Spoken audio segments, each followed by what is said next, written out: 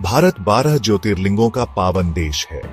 ये ज्योतिर्लिंग भगवान शिव के अत्यंत प्रकाशमान स्वरूप है, जो पूरे देश में फैले हुए हैं और हर एक का अपना एक विशेष महत्व है।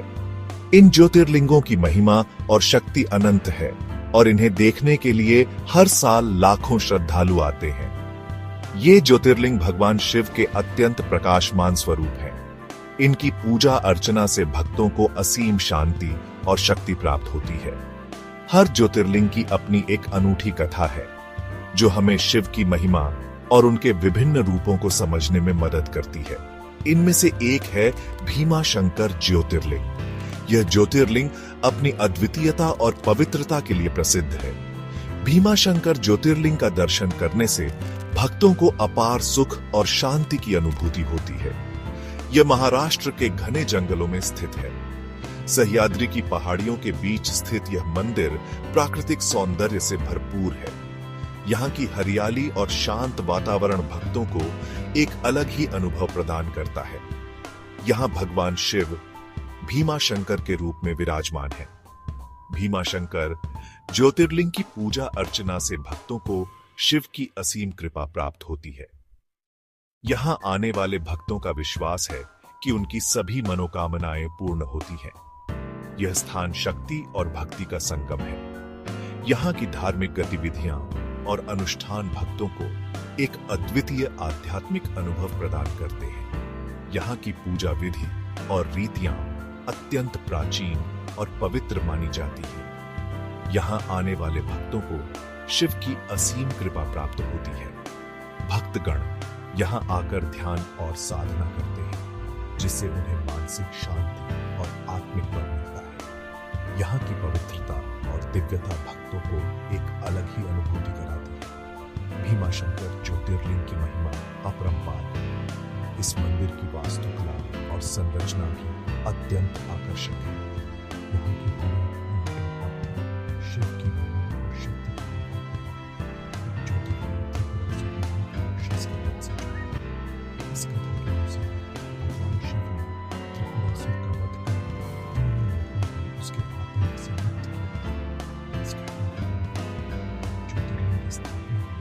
इस कथा के माध्यम से हम शिव के क्रोध और करुणा दोनों को समझ सकते हैं।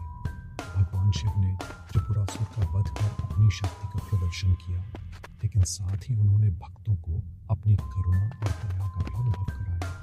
आइए जानते हैं इस दिव्य ज्योतिर्लिंग के पीछे की अद्भुत कथा। भीमाशंकर ज्योतिर्लिंग की कथा और महिमा को जानकर हम भगवान शिव की अनंत शक्ति और कृपा का अनुभव कर सकते हैं। साक्षात्कार कराता है। एक समय में त्रिपुरासुर नामक एक दुष्ट राक्षस था। त्रिपुरासुर का जन्म एक साधारण राक्षस कुल में हुआ था, लेकिन उसकी महत्वाकांक्षाएं साधारण नहीं थीं। वह बचपन से ही शक्ति और सत्ता का भूखा था। उसकी क्रूरता और अत्याचारों के किस्से दूर दूर तक फैल गए थे। उसने कठोर तपस्या से भगवान ब्रह्मा को प्रसन्न किया। त्रिपुरासुर ने वर्षों तक घोर तपस्या की, बिना अन्न और जल के, केवल भगवान ब्रह्मा की कृपा पाने के लिए। उसकी तपस्या इतनी कठोर थी कि देवता भी उसकी तपस्या से प्रभावित हुए बिना नहीं रह सके। ब्रह्मा जी ने प्रसन्न होकर उसे अमृता का वरदान मांगने को कहा। त्रिपुरासुर की तपस्या से प्रसन्न होकर ब्रह्मा जी ने उसे दर्शन दिए और वरदान मांगने को कहा। त्रिपुरासुर ने इस अवसर का पूरा लाभ उठाने का निश्चय किया। त्रिपुरासुर ने चालाकी से कहा, मुझे 3 अमर नगर प्रदान करें। उसने सोचा कि अगर उसे अमरता नहीं मिल सकती तो वह कुछ ऐसा मांगेगा जिससे वह अजेय हो जाए। इसलिए उसने 3 अमर नगरों की मांग की, जो उसे अजेय बना सके। हजारों वर्षों तक उनमें मेरा राज रहे। त्रिपुरासुर ने यह भी मांगा कि इन नगरों में उसका शासन हजारों वर्षों तक अटूट रहे। वह चाहता था कि उसकी सत्ता और शक्ति का कोई अंत न हो। अंत में जब तीनों नगर एक सीध में आ जाएं, तब केवल एक ही बाण से मेरा अंत हो। त्रिपुरासुर ने यह शर्त भी रखी कि केवल तभी उसका अंत हो सकता है जब तीनों नगर एक सीध में आ जाएं और एक ही बाण से नष्ट हो जाए। यह शर्त इतनी कठिन थी कि उसे पूरा करना लगभग असंभव था। ब्रह्मा जी ने तथास्तु कह दिया। ब्रह्मा जी ने त्रिपुरासुर की मांगों को सुनकर तथास्तु कह दिया और उसे वरदान दे दिया। त्रिपुरासुर अब 3 अमर नगरों का स्वामी बन गया था। त्रिपुरासुर को 3 अभेद्य नगर प्राप्त हुए। ये नगर इतने मजबूत और सुरक्षित थे कि कोई भी उन्हें नष्ट नहीं कर सकता था।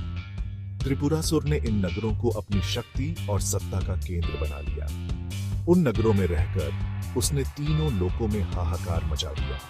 त्रिपुरासुर ने अपनी नई शक्ति का उपयोग तीनों लोकों में आतंक फैलाने के लिए किया। उसने देवताओं, मनुष्यों और असुरों को समान रूप से परेशान किया। देवता भी उसके अत्याचारों से भयभीत रहने लगे। त्रिपुरासुर के अत्याचारों से देवता भी भयभीत हो गए थे। वे उसकी शक्ति और क्रूरता के सामने असहाय महसूस करने लगे। त्रिपुरासुर का आतंक पूरे ब्रह्मांड में फैल गया था। त्रिपुरासुर के अत्याचारों से देवतागण अत्यंत दुखी हुए। उन्होंने भगवान शिव से सहायता मांगने का निश्चय किया। सभी देवता कैलाश पर्वत पर गए। देवताओं ने भगवान शिव और माता पार्वती को अपनी व्यथा सुनाई। उन्होंने कहा, प्रभु, त्रिपुरासुर के अत्याचारों से तीनों लोग भयभीत हैं। कृपा करके इस दुष्ट का नाश करें। देवताओं की प्रार्थना सुनकर भगवान शिव क्रोधित हो गए। उनके क्रोध से संपूर्ण ब्रह्मांड कांपने लगा। उन्होंने त्रिपुरासुर का वध करने का निश्चय किया। शिव ने भीम रूप धारण किया। यह रूप अत्यंत विशाल और भयानक था। उनके इस रूप को देखकर सभी देवता अचंभित रह गए। भगवान शिव ने अपने बाण से त्रिपुरासुर के तीनों नगरों को नष्ट कर दिया।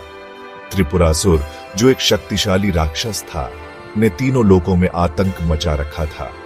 उसकी शक्ति और अत्याचार से देवता और मनुष्य सभी त्रस्त थे।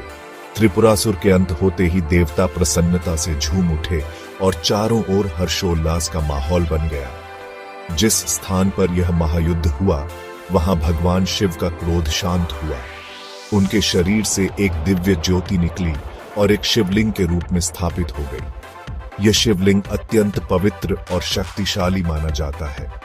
यही ज्योतिर्लिंग भीमाशंकर ज्योतिर्लिंग कहलाता है।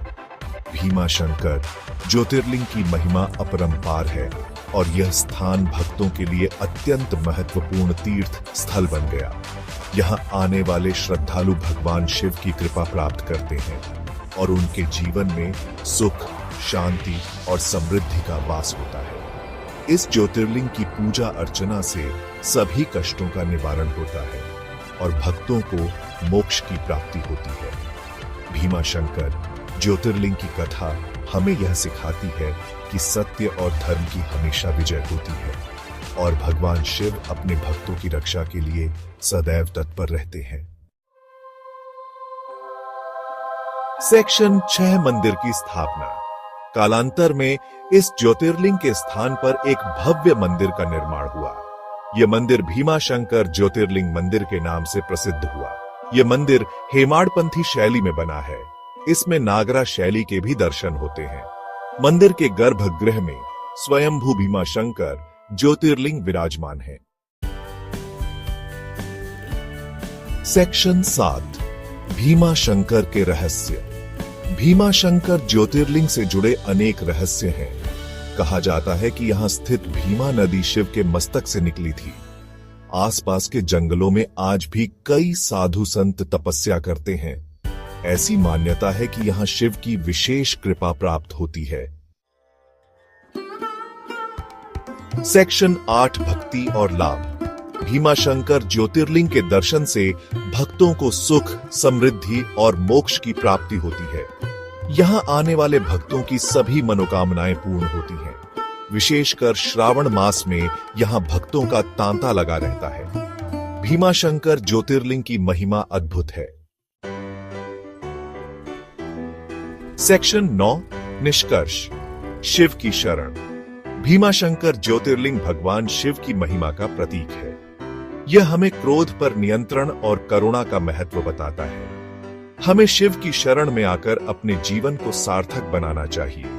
भीमाशंकर ज्योतिर्लिंग के दर्शन मात्र से ही हमारे पाप धुल जाते हैं। हमें शिव की भक्ति में लगे रहना चाहिए।